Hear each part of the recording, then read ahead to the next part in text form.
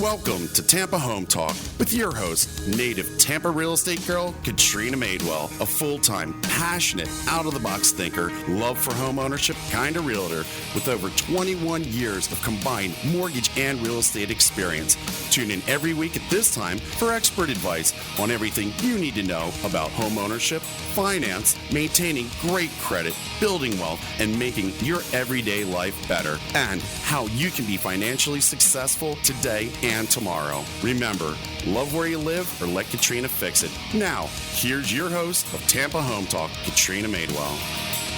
Good afternoon. Thank you so much for joining us on the show today for Tampa Home Talk. If you're catching us on one of our other stations across the U.S., stay tuned in because we have great information for you that will apply no matter where you live.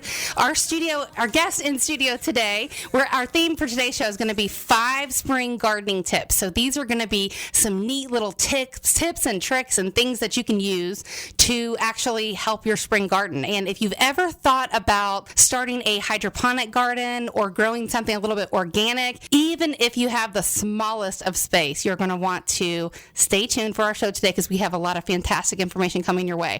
So my guest in studio today is Steve and Jean Grace with Grace's Garden Center, Grace's Hydroponics? Hydro Organic Garden Center. Hydro Organic Garden Center, okay. So you guys are located right here in the Bay Area. Very easy to get to, just a hop, skip, and a jump right off I-75. Yes. We're actually in Temple Terrace, over in Temple Terrace, Florida. It's about an hour from here, but very easy to go. We're within 5 minutes of I-75 and 5 minutes of I-4. Yeah, it's really easy. And when my husband and I first started this, and not to jump too far ahead, but we were looking into some of the hydroponic gardens, and I'm going to share our experience with your company, which I think is pretty fabulous. And we're also going to post it on our Facebook page, our Twitter handle, wherever you're at. Just check us out, search for TampaHometalk.com, and also on our website, and you'll see some of the things that we're going to be talking about today. So your background, pretty neat. I love catching up with you guys before the show because then I get to see exactly who I'm in here with. And you grew up pretty much like with a garden hoe in your hand at the age of 2. You grew up, you were a family of 10, the youngest child of 8. Yes. And you grew up in the gardening world, right? So you've done this your whole life. My entire life, literally from the day I was big enough to walk and the hose would fit into my hands. That's when I was introduced to the garden. And so it was interesting because, depending on the different generations and the person listening, regardless of, if you're a boomer or you're X generation or one of these different millennial generations that we talk about, it's interesting because I think things come full circle. So perhaps in the day and age, maybe where you're talking about when you initially grew up, because you got, quite a few years under your belt like me. And it was interesting because I heard you say something that was pretty profound. And I just kind of want to touch on that because I think even though we're not there, things still come full circle. And you said, we were talking about how you stumbled upon hydroponics, and we'll get in that in a minute. But you said, in my world where I grew up, if you couldn't grow it, you didn't eat it. You couldn't eat. Yeah, that is exactly true. When you're a family of 10 growing up in the 50s and the 60s in southeastern Indiana, and you have 100 acres, 100 acres of land, you have 100 head of cattle, 100 head of hog, 100 head of chicken, but your family, your father never makes more than $10,000 a year, and your mom never has a job other than to raise you 8 kids, you learn real quick. That's a full-time job right there, buddy. That's exactly right. Raising us 8 kids, she deserves every accolade possible. And Jean's looking at me going, oh, yeah, 8 kids, yeah. Oh, yes. And if you think I talk a lot, and if you think I'm loud, you should see some of my brothers and sisters. No, what do they do? Do they do gardening stuff too? They are almost all gardeners, but none of them have gotten into it to the degree that I have. Okay. Yeah. So then this is where I'll chime in when it's appropriate to talk about my experience. But, before we kind of ventured down this path and decided we were going to do a garden. And let me tell you, my thumb is not green. I'll just say right now, it's like borderline brown. I'll get a plant and I'll like orchids, forget I would never have an orchid. I'd totally kill it. So orchids are a tough plant. Yeah.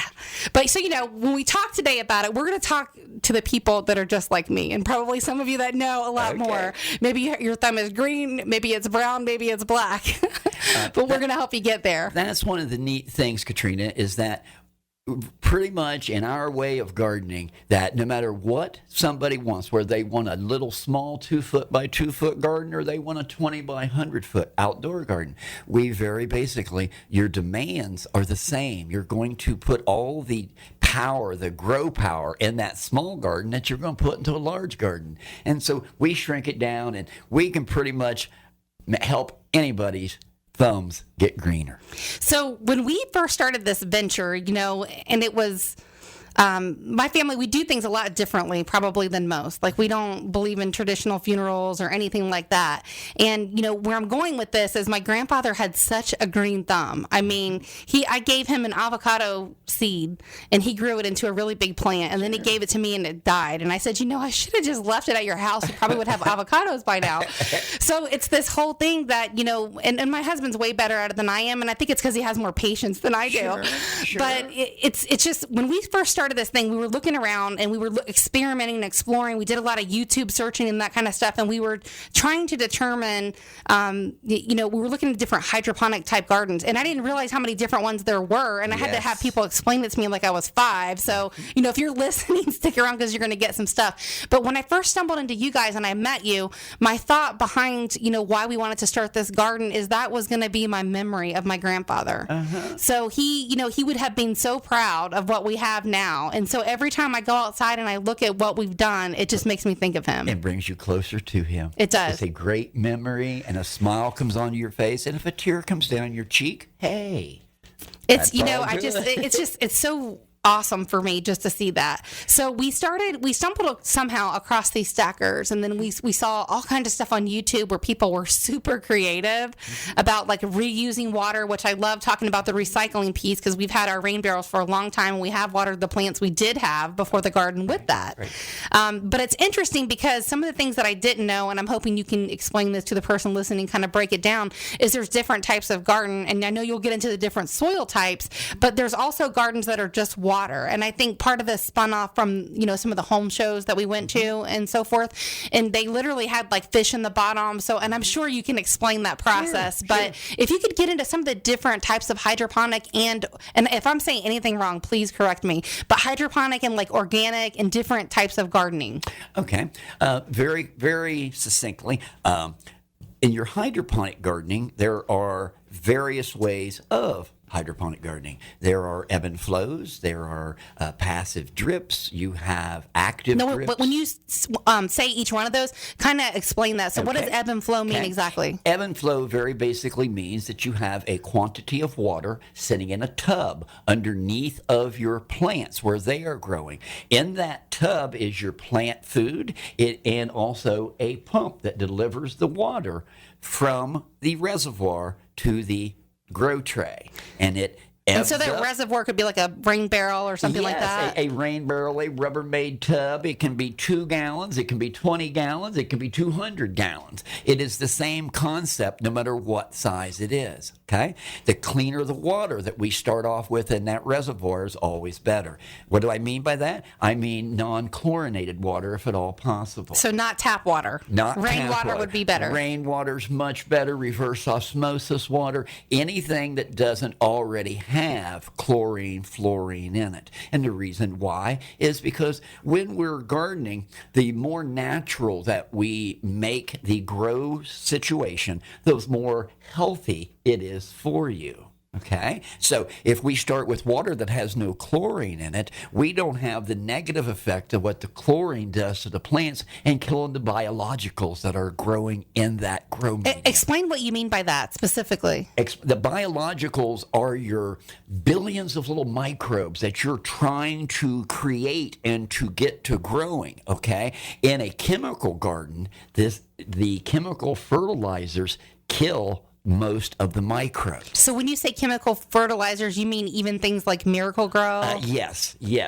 Fertilizers along that general line, okay? And when you'll see that when you get into an organic, and when you garden organically or garden hydroponically, you'll want to use the cleanest forms of the nutrient that is possible. Now, there's also a hydroponic organic garden. Now you're So getting what's that? That's getting into a little touchier situation. It's a little harder to amend by because you're using organic fertilizers to supply your nitrogen, phosphorus, potassium, plus all of your trace elements, your calcium, your magnesium, your manganese, all the things like that. Okay, so that becomes a little bit more difficult, and that's probably down the road. That's probably not their first venture. Right. When you say hydro, you think water automatically.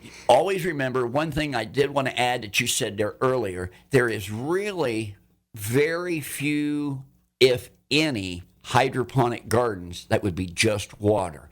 In that water is always fertilizer because the fertilizer is what the plants need to pull their food out of. Thank you for clarifying that, actually, because and you can probably remember because now I forget, but I know when we were looking at this, there was one, and it was at the home show, and there was like a big barrel or like a hollow something or other, and the roots were all kind of in there facing each other, and the plants are facing outward, and it was just a drip rain system, and it was just water, but there were in fact nutrients and things added to it. Yes, there was nutrients in that water that you really didn't see or couldn't tell that was in there. And one other factor to add in there is when you're gardening hydroponically, like we're speaking of, it is very important that we keep that pH between 5.5 and 6.5. How does somebody measure that? You can have a little color test kit, sort of like what you use on the pool or the aquarium. Those are cheap, $7 or $8. Or there's $40 to $100 digital meters that you can have that you very simply just put the meter down into the solution,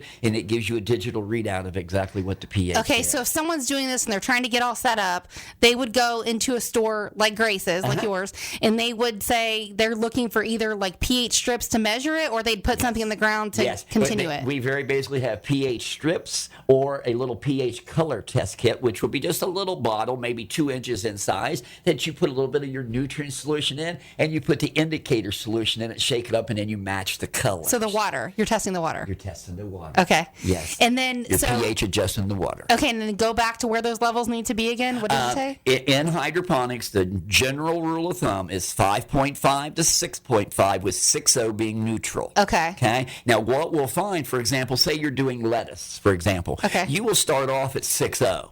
And you'll see how your lettuce grows at 6.0. Now, maybe the second time around, maybe you adjust it to 6.2, 6.3. And what you'll see is that each plant that grows has its own specific what it likes the best. Just like when you go to dinner or I go to dinner, we order what we like to eat the most. It's interesting that you say that because you don't think that plants need stuff like that or would like stuff, but it makes sense. Oh yes.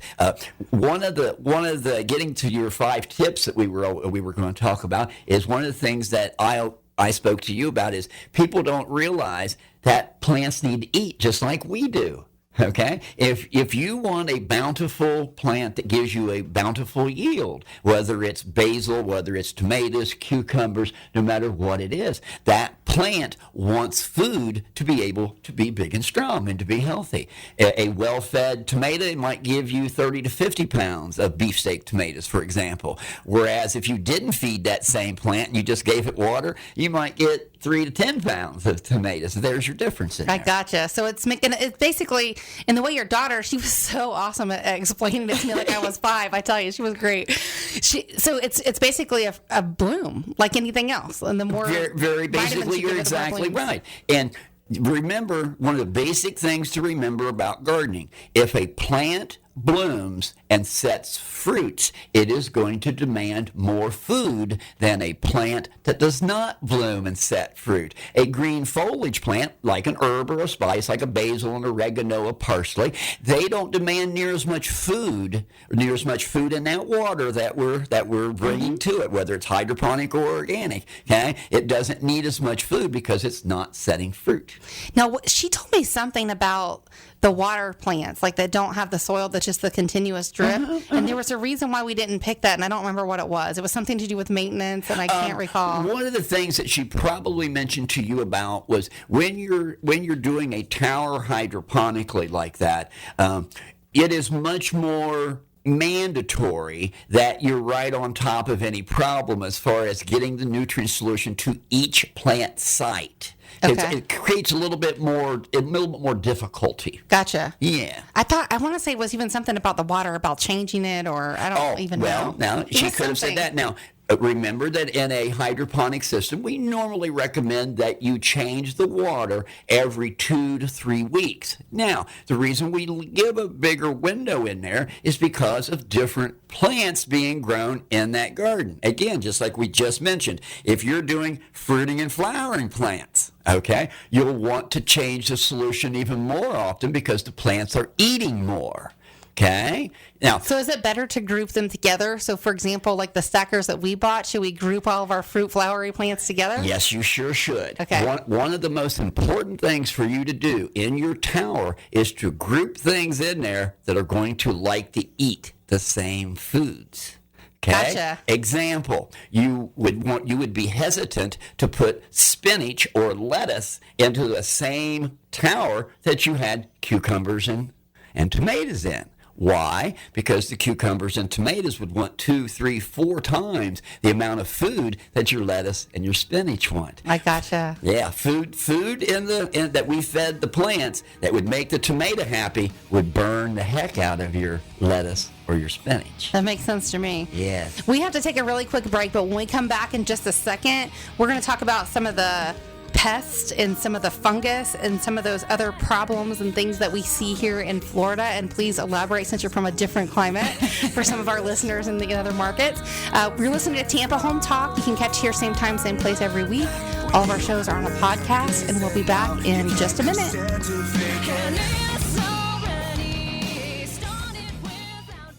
You've heard this before. Interest rates are at all-time record lows. But if your interest rate is 4% or above, you owe it to yourself to call Silverton Mortgage Specialist. Silverton is a direct lender, and the best part about this is that the entire loan process is handled in-house. From application to close, we do it all in the same building, which means that our loans close fast and our clients know what's going on every step of the way. Our contact info is located on TampaHometalk.com under Radio Show. What makes Silverton different? Products. We offer VA, FHA, USDA, and conventional loans pricing. Best rates with the lowest closing cost. Process everything in-house. It's handled right here and not outsourced to anyone that no one can reach. This way we can avoid surprises. Our people are simply the best, and we know you'll agree. What will closing Silverton Mortgage Specialist mean to you? A smooth process, real home loan value, and personal attention from real professionals. Silverton Mortgage Specialists are here to serve you. Visit TampaHometalk.com under Radio Show for all of our contact details. NMLS 109600 is an equal housing lender and Florida and Georgia residential mortgage licensee. Welcome back. You're listening to Tampa Home Talk here on the Tan Talk Radio Network and at some of our other Starcom affiliates across the U.S. Thanks so much for rejoining us. We have a fantastic show that we're continuing with today. We have Stephen Jean Grace with Grace's Garden Center in studio today, talking all about hydroponic gardening and different things like that. If you missed the earlier part of our show where we talked about some of the different types of organic and hydroponic gardens out there, you'll definitely want to check it out. So go to our Facebook or Twitter handle and just look for Tampa Home Talk. We also have all of our shows available on a podcast, so pick that up wherever you normally would. And I promised that whenever we come back, we would chime in and talk about like pests and fungus and all that stuff. So by all means, this is your expertise, Steve, Jean. You guys chime in. And all right.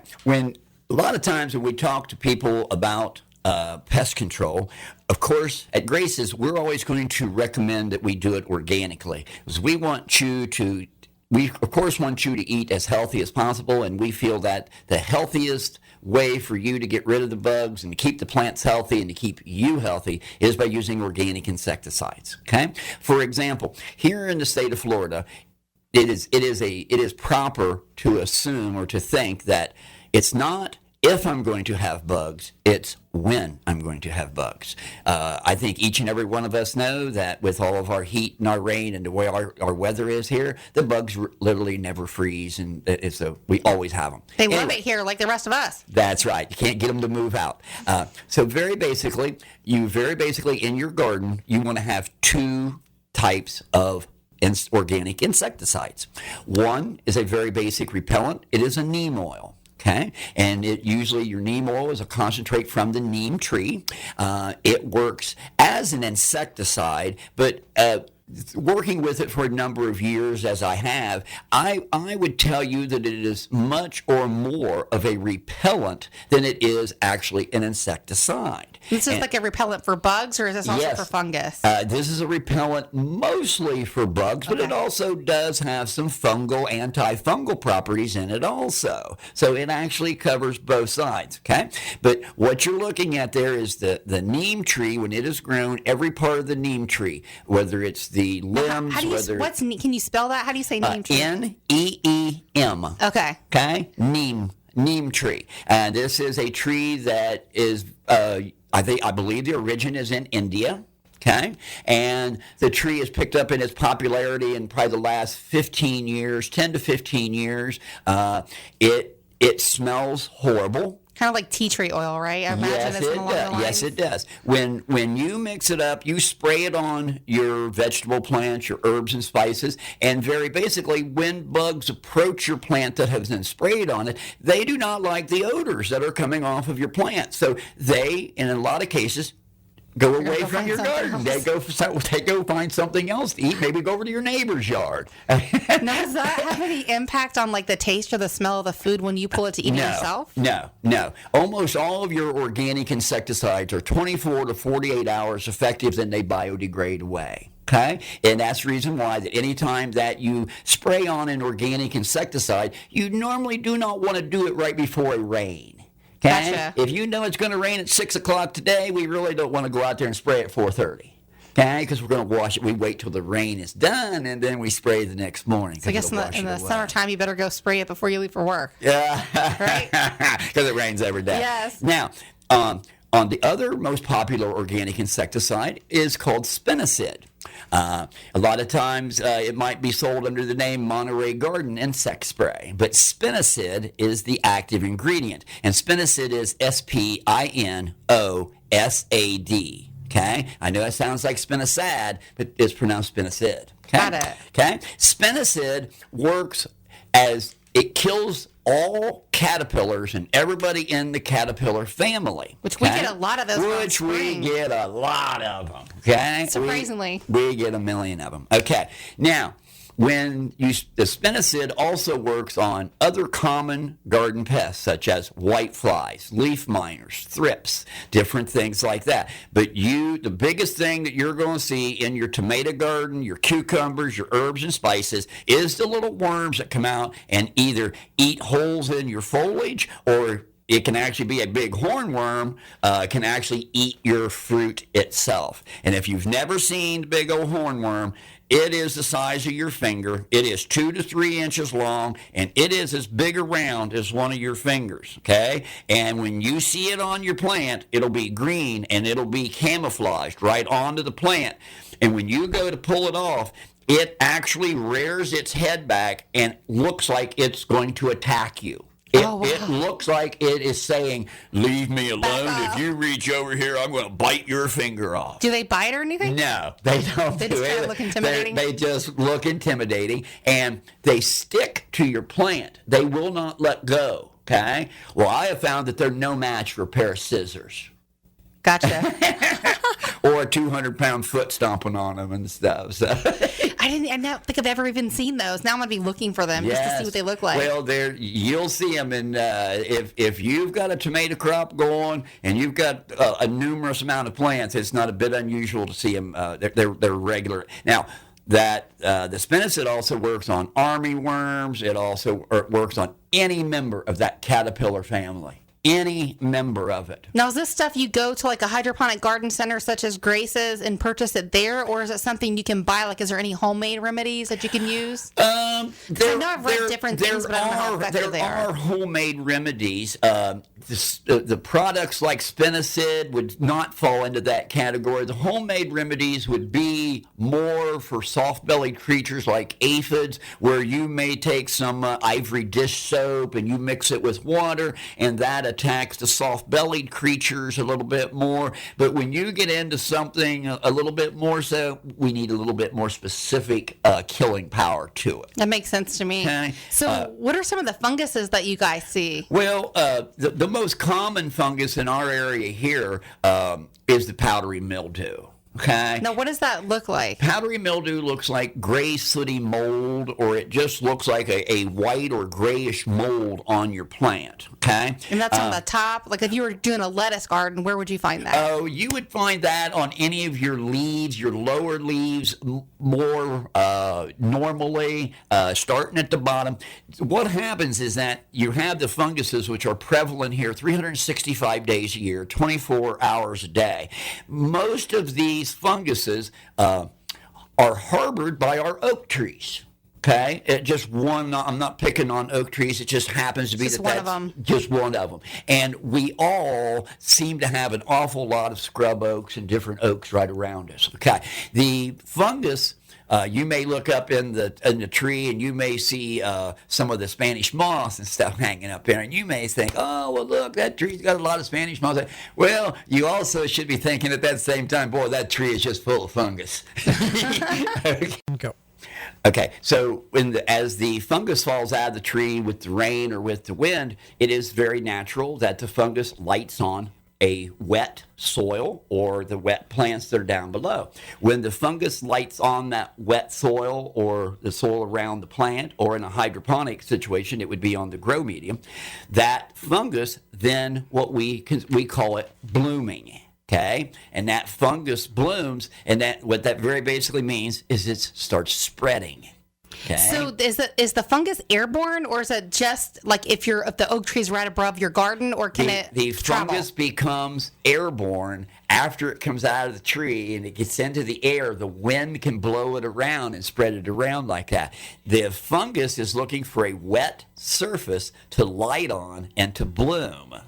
Okay, and I know it's a different type of bloom that we're talking about, but that's the terminology that is used. And when that fungus blooms, that's when you see the gray sooty mold, the powdery mildew all sitting on your plants, and then it spreads. I think I've seen that on my basil before. Oh, yes. Very, very common. Usually it's telling you that your soil is being kept too wet, or you have a situation where the fungus is coming out of the trees or blowing around your community, and it is lighting and blooming. So my next question is, what other funguses do we see? But I know, speaking of the basil plant, I saw something that had like these brown spots on it, and it would like keep traveling.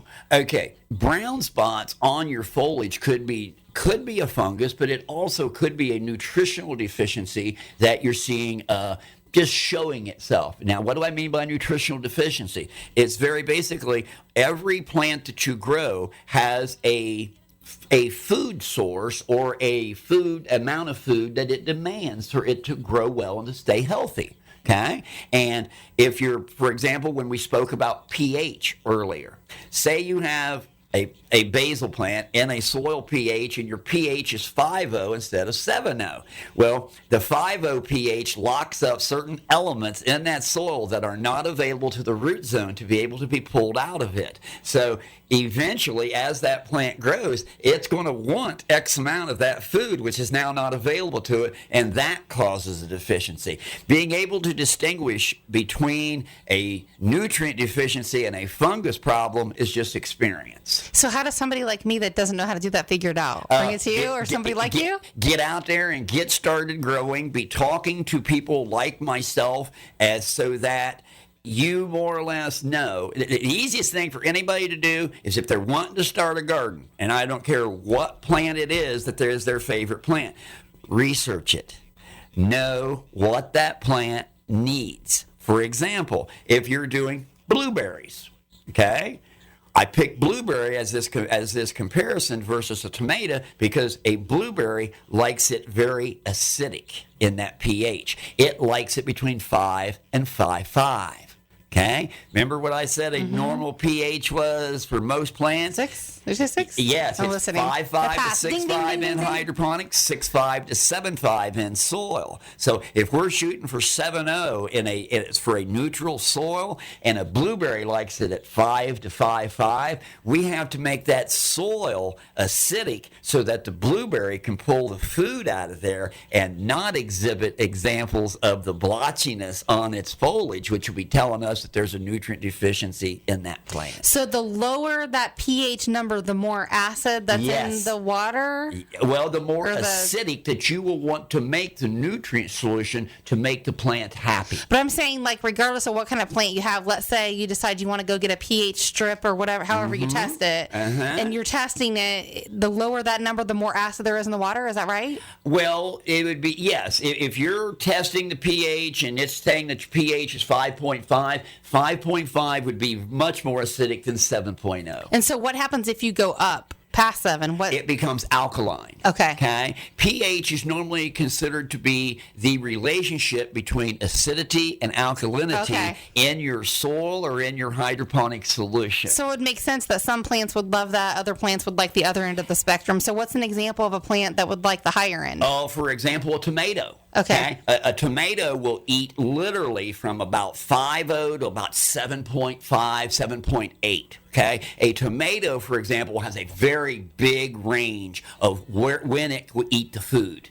It has its favorite range, but that range is forgiving. Gotcha. Okay. Whereas if you get something like a blueberry, or pretty much the blackberries, raspberries all fall into the same category, they like that low pH so that they're available. If you give it to 7.0, it doesn't Not gonna like it. uptake the nutrients near as quickly, and you don't get near the yields out of it. So we can go back to even the basil, for example. I know you said, how would you test that? Like if it's just getting rainwater, how did you test that? Do you dip the strip in the soil to see where the pH levels are? If it's wet? If you really want to test the soil, what I would advise you do what we call a slurry test.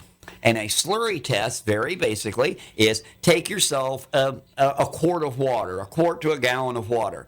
Take you a scoop of your dirt that you're growing with, put it into the quart of water, stir it up, and do your test right there. And that reading that water will tell you what the pH of your soil was. So you should take like a rainwater and mix that with... Sure. Okay. Yeah, and to go a step further, if I was to do that, I would measure my rainwater first, then I'd put my dirt in, stir it up, and I would test that. And that way it would tell me, for example, if the rainwater started out at 6.8. That makes sense. Okay, and I put the dirt in, and now it told me that it was 6.1. I would know that soil mix that I used to come in there was a little bit more acidic than what my How big is that time frame? Like if you test the water and then you stir the soil in, how long should you wait to test that? Is it right 15, away? 20 minutes. Okay. Yeah. So it's pretty immediate. A lot of times people do it even too fast. I am a true believer that mix your water up, walk away from it for 15, 20 minutes. Give it time to get a thorough dissemination out there so that it's evenly distributed. That makes sense to me. So, are there any other type of funguses that you see other than Those are our most common ones. I mean, we have pathogens that can be anthracnose, pythium, fusarium wilt. So, what's an example of what some of those look like? Like, what are some of the ones that you see in our area? Pythium is probably the most common one we get in a hydroponic situation, and very basically, a pythium, a fusarium wilt like that come when you're using again a hydroponic watering method to feed the plants, and your water temperature exceeds 78 degrees. The pythium and the funguses, the bad funguses, are prevalent all the time, but they don't affect you until your temperatures in that water exceed 77, 78 degrees. When that water temperature gets warm, now my funguses can light on there and bloom and cause more problems. Well, I would imagine that's very easy to happen here because our temperatures get so hot. Yes, exactly. And that's why, like, in my backyard right now, I have an NFT hydroponic system running with cucumbers. What does that mean? What's NFT, NFT hydroponic? is nutrient film technique. Okay. Very basically, I have gullies set up that have just a film of water that runs over them. And I have a collector on the ends. It collects the water and returns it right back back down into the reservoir to be reused over and over and over again. Okay, and again, that's the type that it's just when we talk about all the different hydroponic systems, an NFT system is just one of the many types that we can use. So the fungus that you're talking about, when the water temperature rises, what does that look like on a plant? Well, what you'll notice first of all is you'll see a little browning of the roots in your hydroponic situation. Instead of the roots being pearly white, they'll start getting a little brown, a little yellowish brown look to them. Then right behind that, and at this same time, you'll usually notice that your growth rate stopped. Now, what is actually happening is the pythium is getting started, and it is clogging up your plant and stopping your plant from absorbing the nutrient solutions. Okay? Now, if this comes about, it creates another really bad problem for you, because to get rid of the pythium, you have to clean and sanitize everything that water touched. So if it's your reservoir, your pump, all your lines, it would all need to be sanitized. That's what I was going to ask you too, is what happens when you get that fungus in your plants? Like, how do you change that? And it probably spreads to the other plants, so how do you fix it? It does spread, because in a hydroponic situation, one of the negatives to a hydroponic situation is if one plant gets sick, it spreads right along to every other plant that is drinking that water, that is running that water over those roots. So in a lay person term, it's kind of like, I have the flu, hachoo, and now you have the flu, hachoo. Yes, and so it goes on down to the plant. Exactly. And that, with that in mind, what we're talking about there is usually a very advanced gardener that, a beginner probably wouldn't try to tackle that. Now, I want to go back to say one more thing. The reason I choose to do my NFT system, and I started this in the second half of January. The reason I do January, February, and March is because the water temperature is much easier to keep cool right now than it will be come May, June, July. So what's some tips to keep that water temperature cooler in the summer?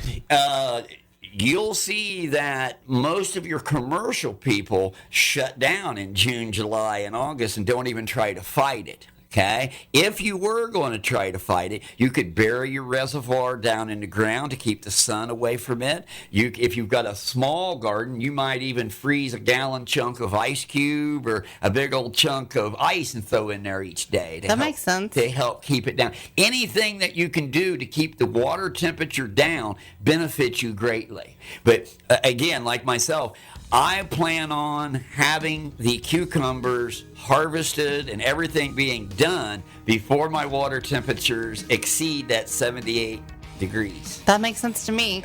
So I know I promised you guys that we were going to talk all about the 5 tips that we were going to give you for spring gardening, and I promise you we have those ready. We're going to take a quick break. When we come back in just a second, we're going to dive into what are those 5 tips to make your spring garden rock. We'll be back in a minute.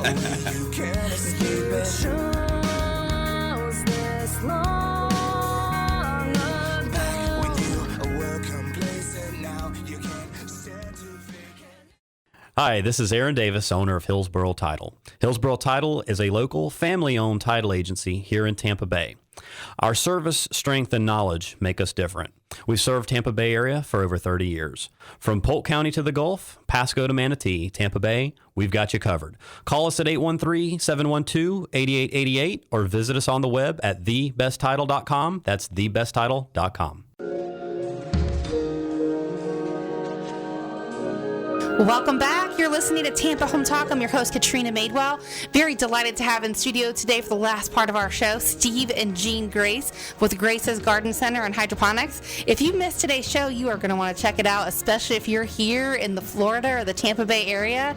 We were talking about some of those rising temperatures in the water and how it affects your plant and funguses and different pests and how to avoid that type of stuff and still keep your garden organic. So if you missed any part of the show, definitely check it out in its entirety. You can hop on over to our Facebook page, catch us on Twitter, or look for us on the web. Just search for Tampa Home Talk. Again, you can pretty much find us anywhere across the web and the podcast to listen to the whole show. Just look for Tampa Home Talk. So when we had to break just a minute ago, I promised our listeners and the person chiming in right now that we would talk about the 5 tips to make your spring garden awesome. And so we talked about this a little bit when we planned for the show, but number 1 you said don't plant too much in one area. Yes. It's very common for new gardeners. They'll take a little small space, say, for example, a 4x4 space, and they'll go, oh, well, I can grow 4 tomatoes, 4 cucumbers, 4 squash, 4 eggplant.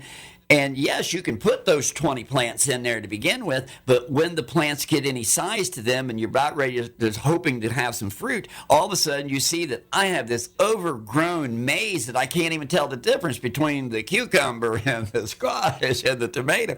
And what happens there is the plants fight each other and your root masses fight each other down on the inside. They're so much harder to feed. They can't get air circulation and stuff in there to them. They grow and they fall on top of each other and create problems that way. It just creates more and more problems for the home gardener. So they're themselves. overcrowded. I guess it's kind of like fish. Like if they stay in a certain area, they can't grow. That's exactly right. Now, again, how do you know how much space that a plant needs? Well, any of us, before we start that garden, we should do just a little bit of research. Okay? If you don't do any other research, when you take your package of seeds, it'll normally tell you on there, okay, this is tomato seeds. Each tomato needs 2 to 3 feet of its own space, okay?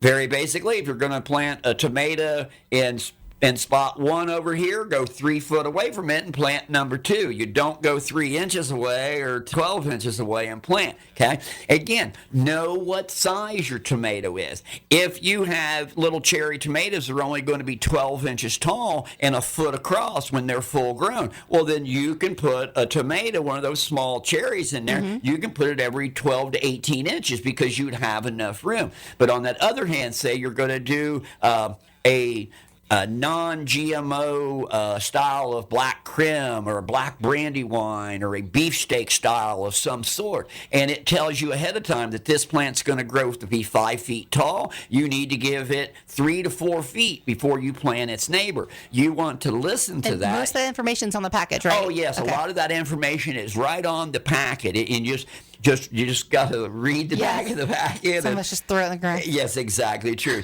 But knowing what the demands of the plants are, and like we spoke in one of the earlier parts there, know what the feed demands are. If you make up your 4x4 box, we'll say, for example, and you have it loaded with food that's going to grow your veggies like your tomatoes, your cucumbers, well, try not to take up space in there with herbs and spices, with things like basil and things like that, lettuces, because you're going to see that the food that really fed those big plants, those little plants aren't going to like near as well. So when you're speaking of which, since you were talking about tip number 1, don't plant too much in a small space or a small area, can you just touch on the stackers a little bit and how those are different? Because that's what we purchased from you. The stackers are a very, very neat way, a very useful, efficient way to grow a lot of different plants in a small space. Of course, the vertical planters are growing up instead of out. Right. Okay? So with that being in mind, it is very important that we think ahead. Again, doing the plant research. Now, for example, what I'm talking about is if you had a 5-tier planter and you put 4 plants on each tier, okay, that gives you 20 plants total. If you wanted to do 20 strawberries, not a problem. If you want to do 20 herbs and spices, not a problem. If you want to mix strawberries and some other small things, not a problem. But if you start putting things like, I want to put 20 tomatoes in here, you're going to find real quick that you're going to have space for 20 tomatoes. Now, maybe you could put a tomato on each level. But if you put tomatoes on level 5 and you put cucumbers on level 3 or 4. For example, don't be surprised if the tomatoes grow over top of the cucumbers and drown the cucumbers out, so there's no light that gets to the cucumber. Right. What I'm saying is just sort of do your research till put plants together, group plants together that can buddy up and based do on well size together. And that kind of stuff. Yes. And now, for example, if you have 2 planters, you may pick one planter out and say, okay, I'm going to put 5 tomatoes in this planter over here, and I'm going to hang it from the tree over here. No, that's purely fine. But at that same time, you may take the next planter over and you may do it all in herbs and spices, strawberries, bell peppers, smaller plants. So if we think ahead about the space that it's going to use up, it will behoove us in the long Makes run. sense. Yeah. Can you talk about the soil real quick that goes in there? Sure. Of course, we would encourage you to always use organic soils. One of the things that I've learned in my 60 years of being an organic gardener is that all organic soils are not created equal. Okay. For example, at Grace's Hydro Organic Garden Center, we carry basic organic soils, which may have nothing but chicken manure as the organic product that you grow with. We also go right down the line, we will have the next organic soil that may have 6 organic products in it, like bat guanos, worm castings, alfalfa meal, kelp meal, different things like that. Then we'll jump up to one that has 15 different organics in it that comes from the ocean floor. Then we'll jump up to one that has a minimum of 20 different organic ingredients in it. Now, normally with our organic soils like that, if you used our good organic soils in your tower to grow only herbs and spices, you would never need to feed that plants while they're in that tower. All you would have to do is make sure that you watered when they needed water. Okay, so that makes it very, very easy. And now remember that the better that you feed your plant, the more it is going to produce and give to you. Okay? So that's very, very important that we understand what the plant needs and we're doing the best we can to give it to them. So some of the stuff that Stephanie gave us was like these little foam-looking balls. What is that?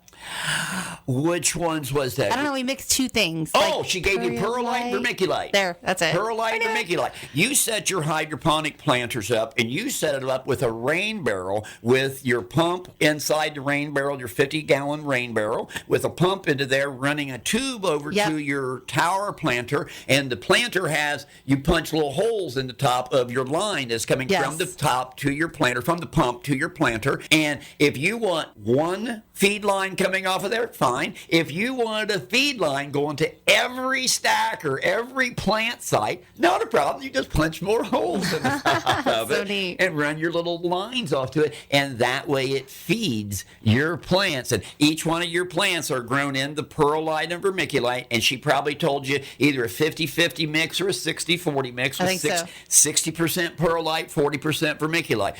Perlite is an aerator. Vermiculite is an absorber. Gotcha. Okay, if you just remember that one of the things that all growers need to remember, whether we're growing hydroponically or organically, what you're looking for is the perfect osmosis of the plant. You are looking for the perfect relationship of air, water, and fertilizer. And when you get that in there, the plants just flourish and you're just in. But again, that just takes that experience. And okay, so real quick, number 2, overwatering? Overwatering. It is very common that people will have a plant growing in a 1-gallon container and they'll want to give it a gallon of water. No, a plant would much rather be medium.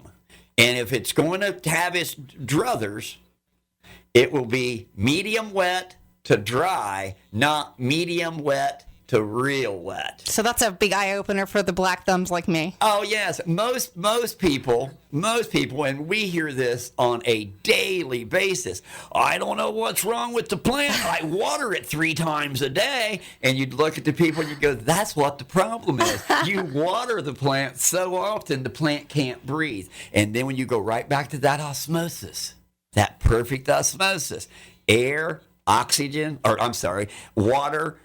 water, air, and fertilizer. And you want that mix to be just perfect because that way we can absorb it and be happy. And we'll give you some tips. We'll post some stuff on our website at TampaHometalk.com and also with your information to give you an idea about how much water for certain different type of plants. Yes. Number 3, the third tip is not enough food.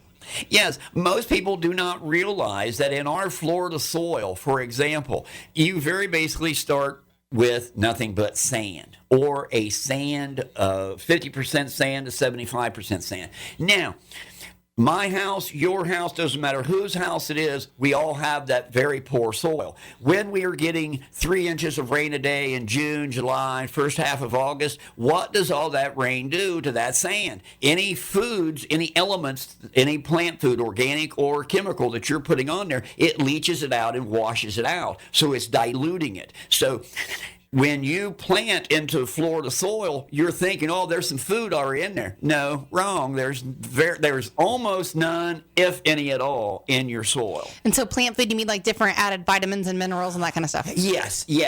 Minerals. Something that gives you nitrogen, phosphorus, potassium, manganese, calcium, copper, molybdenum. Very basically, a plant needs the 3 big nutrients: nitrogen, phosphorus, potassium to grow, and it needs 8 to 9 trace elements, okay?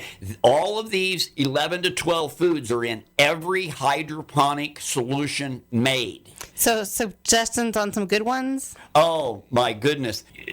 Organically or hydroponically, at Grace's, we will have numerous different choices for the home hobbyist. Okay. Whether it's the organic garden or whether it is the hydroponic garden. And again, plants need different things, so we'll get some tips for you guys, and I promise you we will post it on TampaHometalk.com so you can get that. And one of the things everybody needs to remember, too, that if they want to come straight to our website, we have graceshydro.com, that they can go on there and look at some of the different products and we have some different gardening ideas and tips and stuff. Gotcha. Number 4, I know we spent a lot of time on this, so we won't talk about it too much, but pH balance. Yes. pH balance, just like what we said before, in a hydro situation, 5.5 to 6.5, with 6.0 being neutral. In a soil situation, 6.5 to 7.5, with 7 being neutral. And you just want to put enough food in there that the plants are going to pull out. Always, guys, remember out there, if you have a tomato plant that is a big old beefsteak style and it is going to be making 1 pound tomatoes, that plant needs to eat a lot before it's going to have a lot of fruit on there. Kind of like a 7-foot dude, right? He needs a lot of food. That's exactly. A tomato plant, I always jokingly say, the tomato plant would eat the kitchen sink. If you could put it into the nutrient solution, it will eat it. If it was a kid, it would eat you out of house and home, right? Give you a funny little line. 3 years ago, I built a 4 by 13 foot raised bed garden outside of my shop. The first spring, I took 50 wheelbarrow full of sand out of that, and I replaced it with some of my organic, my Pro Mix, my back guano, worm casting, kelp meal, all the different stuff. That 4 foot wide by 13 foot space produced me 15,000 tomatoes. Wow. Cherry tomatoes, black, white, red, and gold. I had 4 different species growing in there. 15,000 tomatoes, and I picked from April the 10th to June the 10th. When I cut the plants down on June the 10th, I still probably had 1,000 tomatoes hanging. Those plants were about 14 feet tall at that time. And everybody said, well, why are you cutting them down? Steve, you look at all the tomatoes you still get on there. And I said, but if I don't cut them down now, I have plans that my sweet potatoes go into this same spot, and I want to get my sweet potatoes in by June the 12th so I can stay on my timing. Which leads us to number 5, planting things at the wrong time. Yes, it does. And that timing is so crucial. What do we mean by that? For a large tomato, for example, to set fruit, it needs an 18 to 20 degree temperature differential. So if I plant my big beefsteak tomato in the 1st of June, when it's 95 degrees at night and it's 82 degrees in the evening, or 95 during the day, 82 in the evening, I have a 13 degree temperature difference. I can grow that plant and it can get big as can be, but it's not going to have hardly any fruit on it because it's too hot and my timing isn't right. Makes sense to me. Yes. And it's everything we talk about from the fungus problems to all the different feeding different things, you'll see that all that plays a part. A cherry tomato only needs 13 to 15 temperature differential. Okay, so a cherry tomato you can grow in June and July and August with more success than you can a large style tomato. And we're going to post so many of your ideas because I swear I think we talk for another hour. Gene, hopefully you've had fun. You've been a little quiet in the studio, but thanks for joining us. You're listening to Tampa Home Talk. Thank you so much, Steve and Jean Grace for Grace's Hydroponic. Oh, it's our pleasure. I enjoyed being here, and I didn't mean to shut Jean off all that time. Well, you and I could just talk the whole show up. Sorry, Jean. Yes. Thanks so much. You can catch us here same time, same place next week. If you're listening to us on one of our other networks, don't forget to chime in. We'll have good information here for you every week that fits in and around our show's mission. But unfortunately for this week, we're out.